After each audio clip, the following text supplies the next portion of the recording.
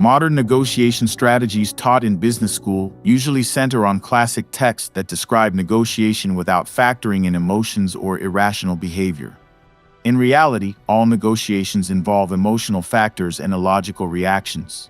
And in hostage scenarios, splitting the difference by accepting the release of half the hostages in exchange of partial fulfillment of demands is never a desired outcome. Hostage takers who feel heard are more likely to trust negotiators to be honest about what they want. Active listening involves mirroring the other person's speech, speaking in a way that sounds assertive but calming, and not saying anything at all for several seconds between utterances. This slows the conversation down and conveys the impression that the negotiator wishes to understand. Negotiators can also use tactical empathy to increase the other party's trust, which involves naming and validating the other party's emotions through labeling. That is, by stating what the negotiator perceives their emotions to be. Negotiators can lay out their assumptions about the other party's accusations against the negotiator to diffuse negativity preemptively. Good negotiators understand that not every yes means agreement, and no can often be the starting point that leads to real progress in the negotiation. It can be useful to encourage the other party to respond to questions that they would naturally answer with no in order to grant baseline permission to disagree.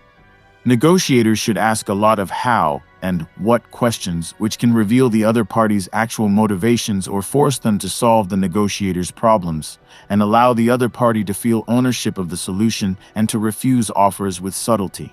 Negotiators should also strive for the other party to respond to statements with "that's right" to form the foundation for cooperation. Once negotiators can get the other party to respond with "that's right," they know that they are seeing eye to eye on the situation and can start to work toward a solution. A negotiator can make offers that include odd, specific numbers, carefully revealed deadlines, and extreme initial anchor offers that are far above or below the goal, all of which influence the other party unconsciously to cooperate. Haggling is inevitable in some negotiations, and who wins the bargaining depends on the bargaining styles of the participants. Negotiators often use the Ackerman model for each step of a haggle, which makes the other party think the final offer is the most they can get. The biggest breakthroughs occur when negotiators discover black swans, factors that are not clear at the start of the negotiation, but which turn out to completely change the outcome. These can be religious beliefs, loss of power, or previously unknown monetary considerations. The best preparation for a negotiation is a one-sheet that summarizes the situation and the best and worst case scenarios. Lists questions to ask using the words how or what, identifies the accusations the other party might level, anticipates deal-killing factors, and suggests items other than cash that can be leveraged in the negotiation. Negotiators can gain an advantage by learning to manage emotions. The leading book about negotiation at business schools is Getting to Yes by Roger Fisher and William Ury. It focuses on unemotional negotiation strategies that assume a logical negotiating partner. In reality, any high-stakes negotiation will involve emotions that can lead to irrational behavior. A negotiator must be familiar with ways to manipulate emotions to reach solutions. The strategies outlined in Getting to Yes are intended to produce a beneficial outcome for all parties to a negotiation. They are based on the author's experience in international business and government negotiations. Fisher and Ury's advice is tailored for negotiation in circumstances where emotions are unlikely to play a large role. Such circumstances are more common in international diplomacy or contract negotiation.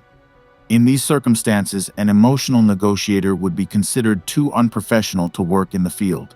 The average person, on the other hand, will take some things personally, such exceptionally low bids on their prized possessions, and will act vindictively against the other party in a negotiation. Because it is intended for more steely professionals, Getting to Yes does not recommend how to manage these situations and emotions. Negotiators must practice active listening techniques to make the other party feel a sense of trust.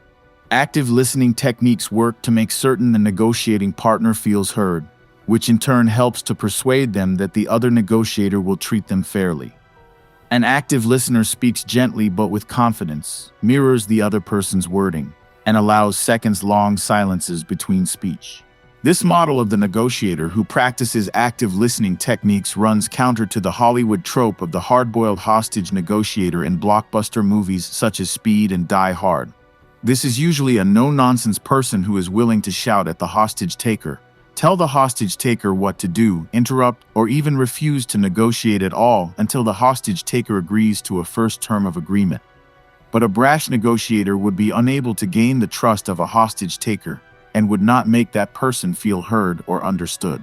The stereotypical action movie negotiator, often a man, would also be unlikely to hear the details that would allow him to find a peaceful resolution to the standoff, something that calm yet assertive negotiators will grasp because they have taken the steps to slow down the interactions and hear everything the hostage taker says in order to properly understand motives and strategize accordingly.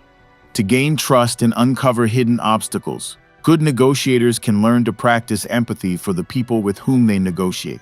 Empathy is the ability to understand how someone is feeling, not the ability to feel that feeling or agree with the other person.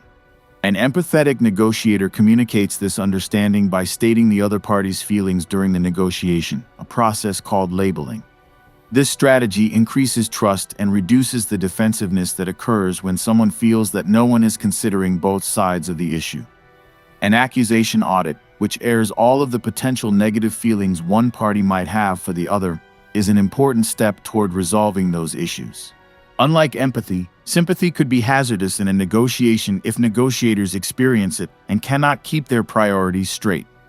Empathy carries the implication that negotiators retain their original position. It does not mean that negotiators have abandoned the side on which they began. However, a negotiator who allows for too much sympathy could unexpectedly make concessions due to changed emotions or personal feelings, an unpleasant surprise for the people the negotiator represents.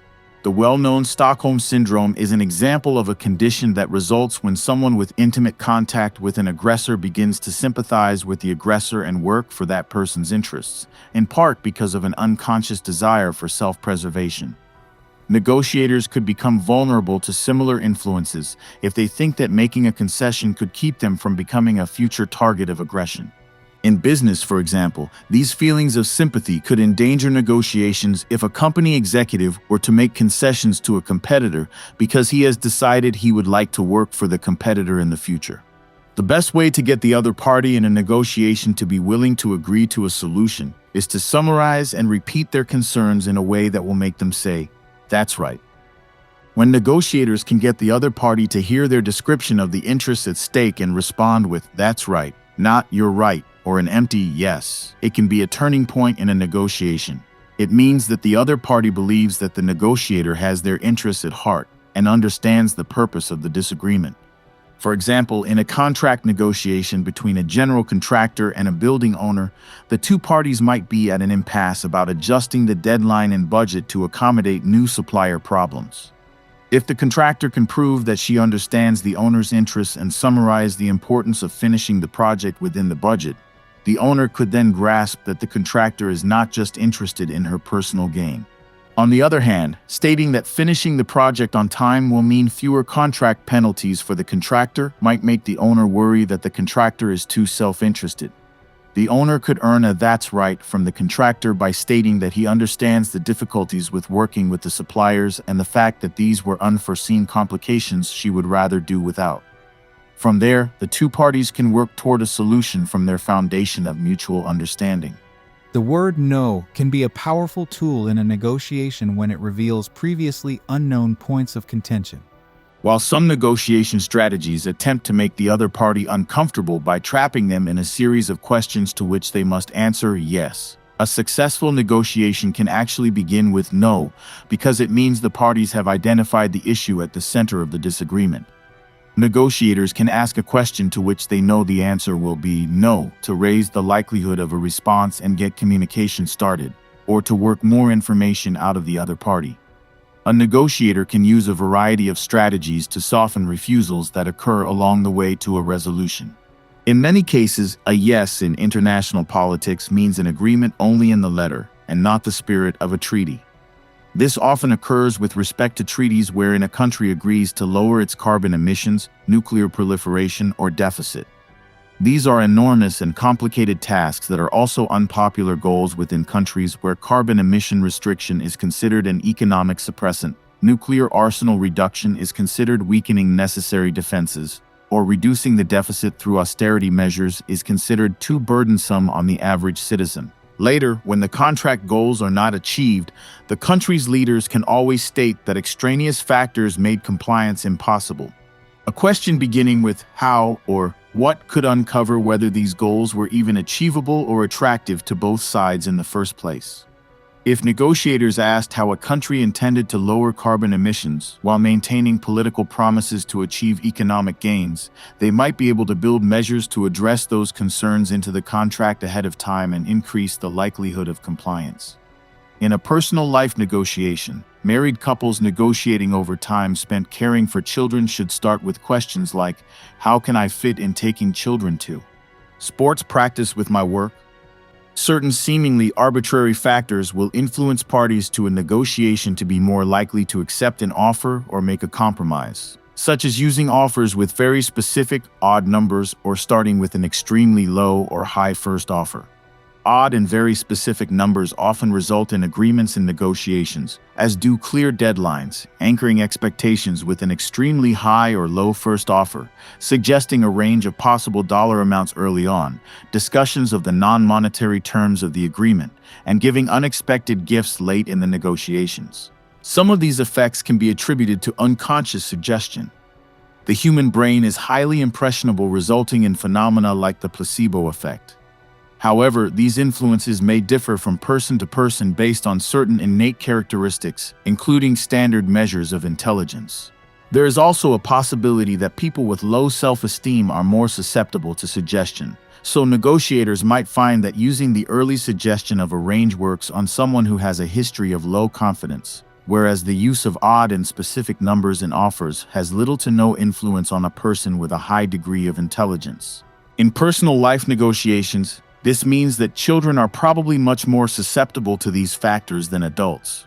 For negotiations in business, a negotiator should identify whether the other side of a negotiation is of high intelligence or high self-esteem before deciding which tack to take.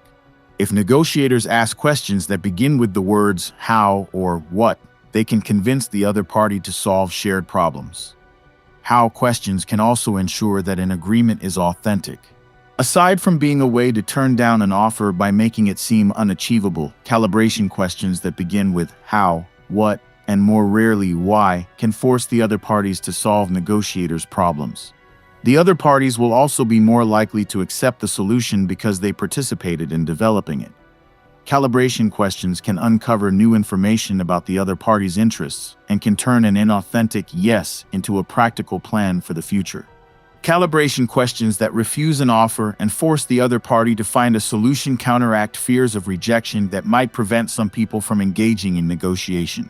Someone who isn't experienced in negotiation, such as a young person entering the workforce, might expect that the supervisor at a call center where he has been offered a job would never be receptive to requests for a raise of $5 above the standard starting hourly rate because many people in the surrounding area are looking for any work they can get.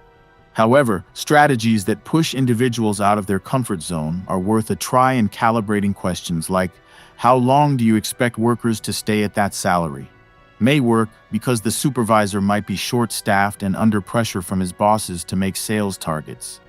If the prospective employee has already shown an interest in long-term successful employment, as this question suggests, the supervisor might consider hiring him at a higher than usual rate so that he can make his own quarterly sales targets.